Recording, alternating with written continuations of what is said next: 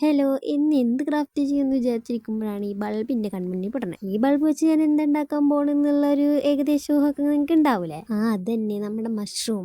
ഇങ്ങനെ ഈ ബൾബ് വെച്ചിട്ട് മഷ്റൂം ഉണ്ടാക്കുന്നത് ഞാൻ ഒരുപാട് വീഡിയോസിൽ കണ്ടിട്ടുണ്ട്. നിങ്ങളത് ഒരുപാട് വട്ടം കണ്ടിട്ടുണ്ടാവും. പക്ഷെ ഞാൻ ഇതുവരെയായിട്ട് ഇത് ട്രൈ ചെയ്തിട്ടുണ്ടായിരുന്നില്ല. ട്രൈ ചെയ്യണമെന്നൊക്കെ ഉണ്ടായിരുന്നു, പക്ഷെ ഇങ്ങനത്തെ ഒരു ബൾബ് എന്റെ കൈ കിട്ടണ്ടേ. ഇപ്പൊ ഇത് കിട്ടിയ സ്ഥിതിക്ക് എന്തായാലും ഇത് ചെയ്തേക്കാന്ന് വിചാരിച്ചു. ഇങ്ങനത്തെ ഉണ്ടാക്കുന്നത് ഞാൻ മറ്റുള്ള യൂട്യൂബ് ചാനൽ കണ്ടപ്പോൾ ഈ ബൾബ് ഊരിയെടുക്കാൻ ഭയങ്കര സിമ്പിളാന്നാണ് ഞാൻ വിചാരിച്ചത്.